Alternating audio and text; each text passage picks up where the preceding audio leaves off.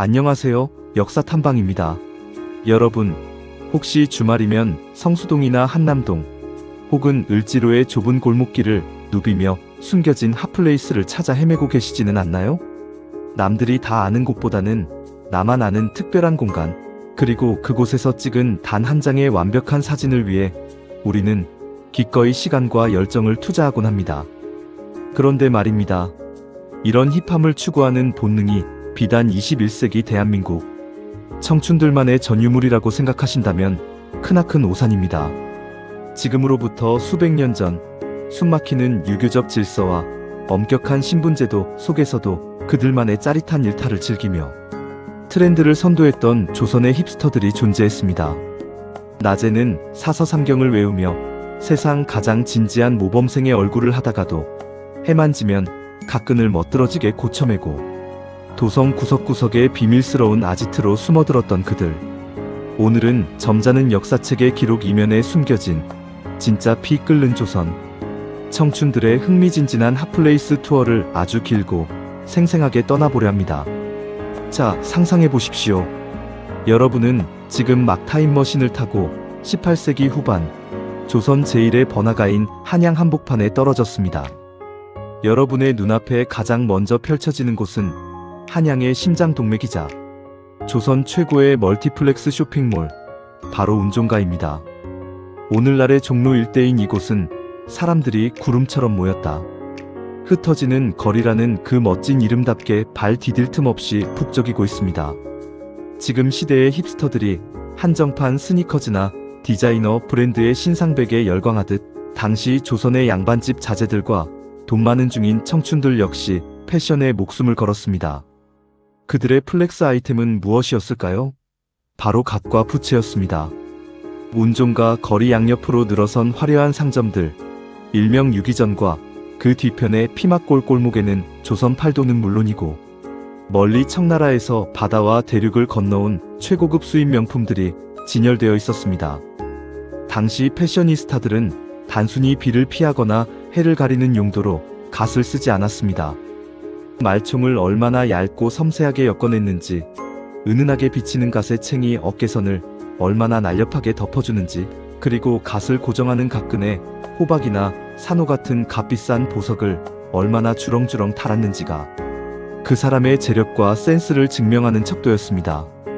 심지어 유행에 민감한 청춘들은 일부러 갓을 이마 위로 살짝 젖혀 쓰거나 도포의 소매통을 유난히 넓게 펄럭이며 걸음걸이마저 팔자걸음으로 과장되게 걷는 등 자신만의 스웨그를 뽐냈습니다.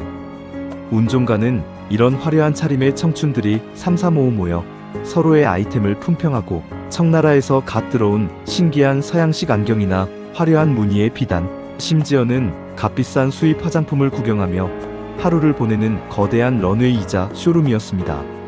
쇼핑으로 양손을 무겁게 채우고 최신 트렌드를 확인한 청춘들의 다음 목적지는 어디일까요? 그들은 번잡한 도심을 벗어나 조금 더 운치 있는 곳으로 발걸음을 옮깁니다. 요즘 우리가 주말이면 경치 좋은 외곽의 대형 베이커리 카페나 루프탑 바를 찾아가듯 조선의 청춘들은 인왕산 자락이나 북악산의 계곡으로 향했습니다. 그 중에서도 봄날 최고의 핫플레이스는 단연 인왕산 수성동 계곡과 피룬대였습니다. 특히 살구꽃이 흐드러지게 피어나는 봄날의 피룬대는 그야말로 인산인해를 이루었습니다. 한양 도성이 한눈에 굽어 보이는 아찔하고도 시원한 전망, 뺨을 스치는 부드러운 봄바람, 그리고 코끝을 맴도는 꽃향기까지.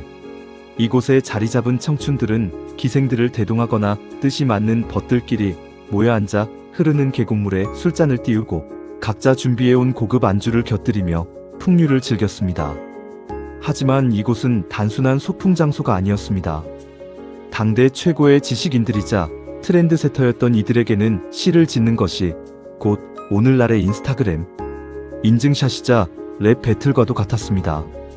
누군가 붓을 들어 기발하고 아름다운 시조 한 수를 읊어 내려가면 옆에 있던 이는 그보다 더 화려하고 감각적인 단어들로 응수를 해야만 했습니다.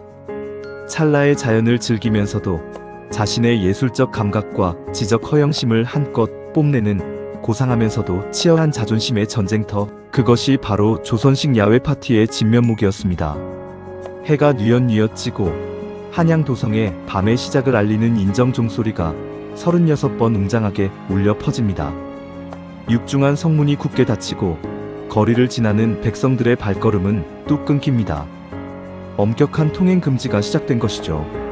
하지만 진짜 힙스터들의 시간은 바로 지금부터입니다.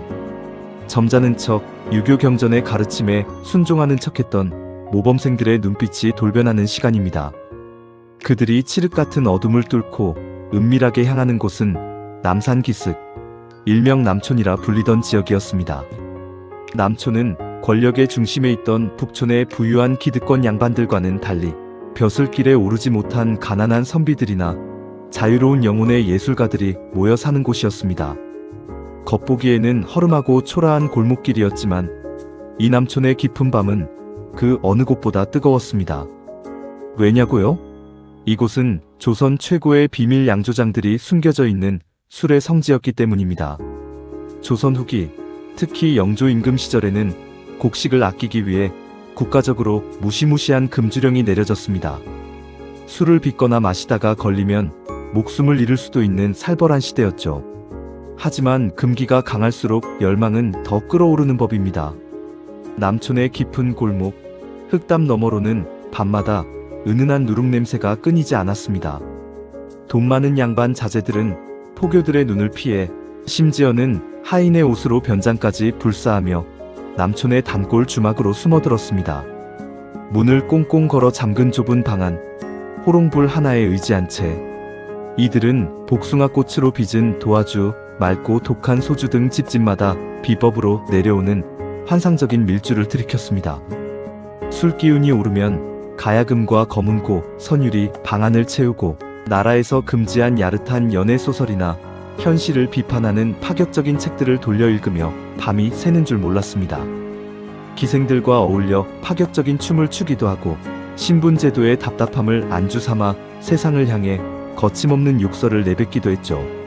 가끔 순찰을 도는 술라군 포교들의 발소리가 들리면 숨을 죽이고 뒷문으로 도망치거나 담장을 넘는 아찔한 스릴조차 이들에게는 최고의 유흥이었습니다. 목숨을 건 비밀 파티, 그 쫀득쫀득한 긴장감이 남촌의 밤을 더욱 핫하게 만들었던 것입니다. 밤의 열기가 남촌의 은밀한 방 안에서 타올랐다면 대중적인 열광과 환호가 가득했던 오픈형 클럽도 있었습니다. 바로 청계천을 가로지르는 넓은 다리, 광통교 일대입니다. 달빛이 밝은 밤이면 광통교 주변으로는 거대한 길거리 공연장이 열렸습니다. 이곳의 슈퍼스타는 아이돌 가수가 아니라 바로 전기수라 불리는 전문 이야기꾼들이었습니다. 당시 조선에는 업문 한글으로 쓰인 소설책이 폭발적으로 유행하고 있었습니다. 하지만 책값이 워낙 비싸고 글을 모르는 사람들도 많았기에 전기수들은 거리에 자리를 깔고 앉아 사람들에게 실감나게 소설을 읽어주었습니다. 전기수의 목소리 연기는 오늘날의 성우나 뮤지컬 배우 뺨치게 기가 막혔습니다. 남녀노소, 양반과 천민할 것 없이 광통교에 모여든 수백 명의 사람들은 전기수의 입만 바라보며 숨을 죽였습니다. 소설 속 주인공이 악당에게 억울하게 당하는 대목에서는 분노의 탄식이 터져나왔고 마침내 복수에 성공하고 사랑을 이루는 대목에서는 환호성과 함께 엽전이 비오듯 쏟아졌습니다. 심지어 이야기에 너무 몰입한 나머지 소설 속 악당을 연기하는 전기수에게 진짜로 칼을 휘둘러 상해를 입히는 충격적인 과몰입 사건이 역사에 기록되어 있을 정도니 광통교 달밤의 그 뜨거운 에너지는 감히 상상조차 하기 어렵습니다. 이처럼 신분과 계급의 벽을 허물고 모두가 하나 되어 이야기에 열광했던 광통교는 조선 청춘들이 억눌린 감정을 마음껏 분출하던 최고의 카타르시스 공간이었습니다.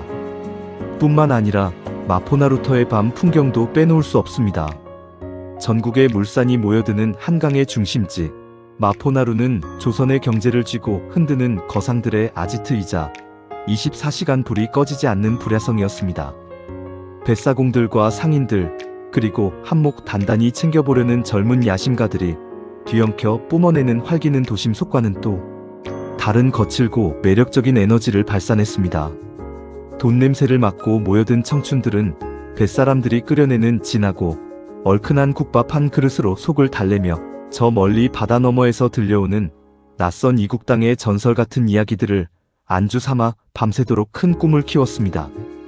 우리가 교과서에서 배웠던 점잖고 딱딱한 조선의 모습은 그저 지배층이 만들어 놓은 거대한 프레임에 불과할지도 모릅니다.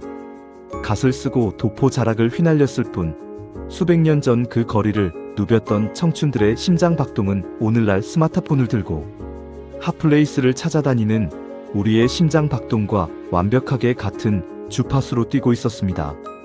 새롭고 예쁜 것을 갈망하고 때로는 숨막히는 현실에서 벗어나 짜릿한 일탈을 꿈꾸며 예술과 낭만의 밤을 지새우던 그 뜨거운 열정 말입니다.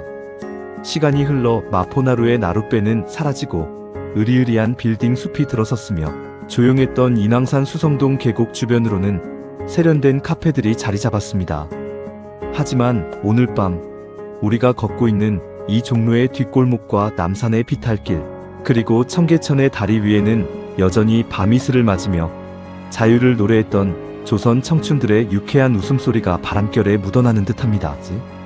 어쩌면 힙하다는 것은 시대를 막론하고 자신을 올가매는 규범에 유쾌하게 반기를 들고 나만의 색깔을 찾아 거침없이 나아가는 청춘 그 자체의 다른 이름일지도 모르겠습니다. 오늘 여러분의 가슴을 뛰게 하는 자신만의 핫플레이스는 어디입니까? 끝까지 시청해주셔서 감사합니다.